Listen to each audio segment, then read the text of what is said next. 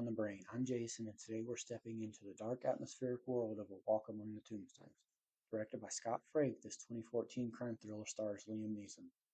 In this video, I'll be sharing my thoughts and insights after watching the film for the first time. I'll explore the intense atmosphere, the gripping narrative, and Neeson's powerful performance.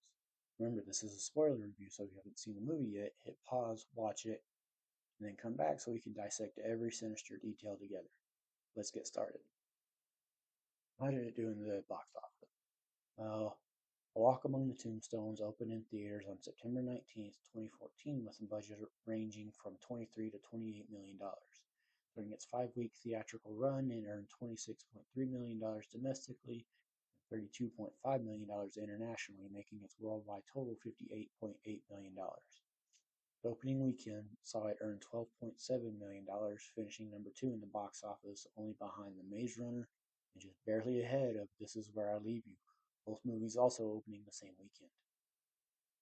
Its final week in theaters saw it earn $131,170 while being shown in 158 theaters, finishing number 41 in the box office. Now let's get to the plot. In 1991, alcoholic NYPD detective Matt Scudder survives a shootout with 3 criminals who rob his local bar. 8 years later, Scudder is retired and sober, working as an unlicensed private investigator.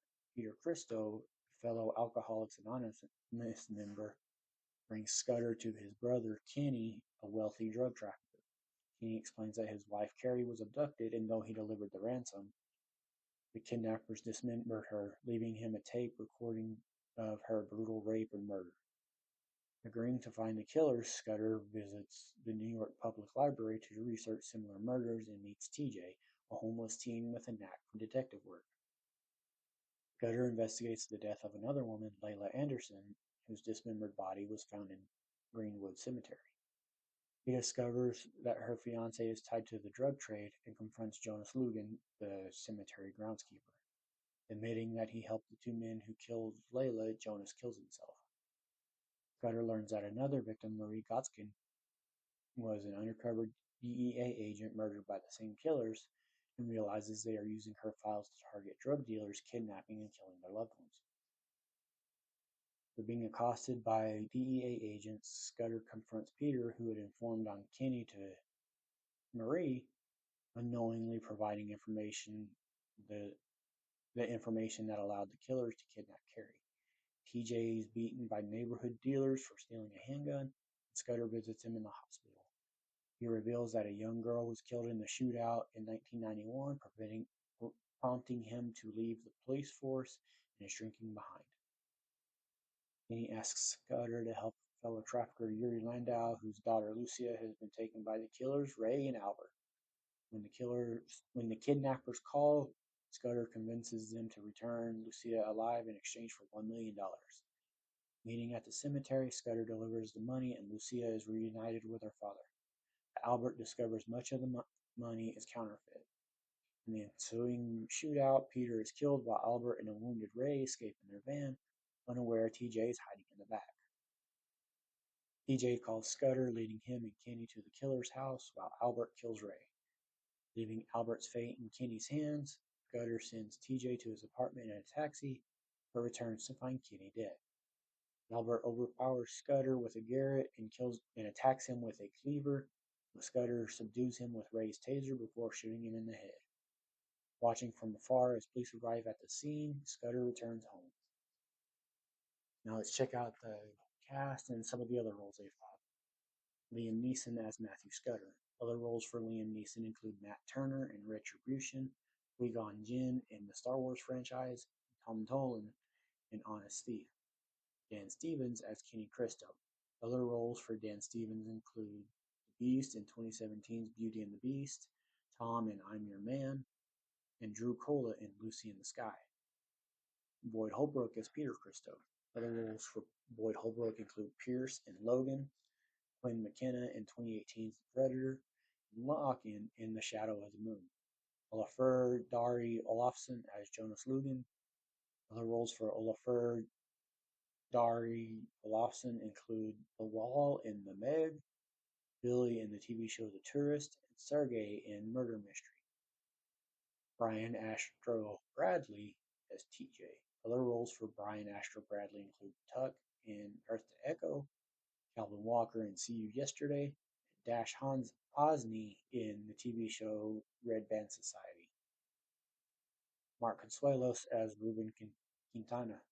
Other roles for Mark Consuelos include Mateo Santos Sr. in the TV show All My Children, Javier Luna in the TV show Riverdale, and Ian Cox in Nine Lives.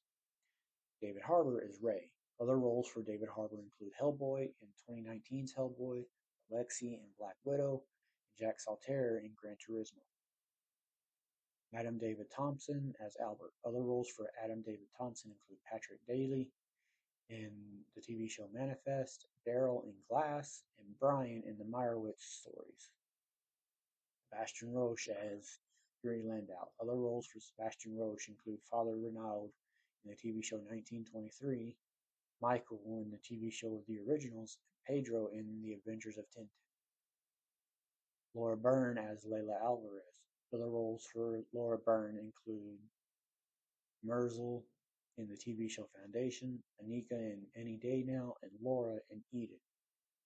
Razan Jamal as Carrie Crystal. Other roles for Razan Jamal include Lyda Hall in the TV show The Sandman, Sarah in TV Society, and Maggie McKillop in the TV show Paranormal. Leon Addison Brown as Stover. Other roles for Leon Addison Brown include Jesse Edwards in the TV show The Nick, Harold Simmons in the TV show Chicago Med, and Wesley in 40 Winks. Danielle Rose Russell as Lucia. Other roles for Danielle Rose Russell include Grace in Aloha, Miranda in Wonder, and Hope Nicholson in the TV show Legacies. Marielle Heller as Maria Gotskind. Other roles for Marie Heller include Max Mom in the 2021 TV show MacGruber, Elma Wheatley in the TV show The Queen's Gambit, and Caroline in Paper Anchor.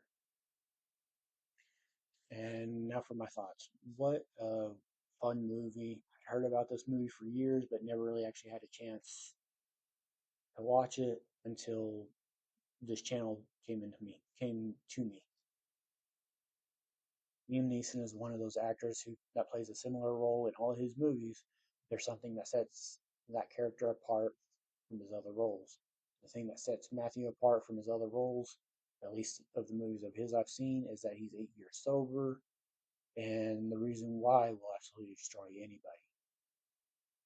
David Harbour, which I only know from a few things, had the creepy guy down perfect in this movie. From the shots you see of him in the opening credits of this, to him stalking the woman, all of it gave me the creeps. Brian Bradley was so much fun to watch as TJ, and looking him up, this movie was only his second film role, and you'd never guess watching his performance. I really enjoyed the dynamic between TJ and Matthew. I'm so glad I was finally able to watch this movie. It's a fantastic movie, and I think it'll be one that can be watched multiple times a year, providing you don't get too queasy easily.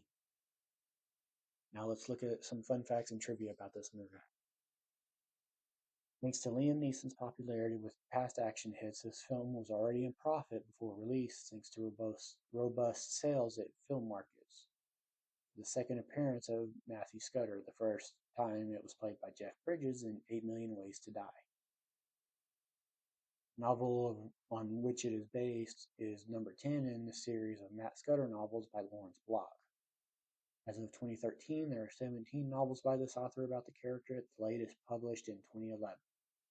Dan Stevens lost 30 pounds for his role. Originally, this was supposed to be Joe Carnahan's directorial follow-up to his indie hit Narc. At that time, Harrison Ford was attached to star. The opening scene, pre-credits, would have had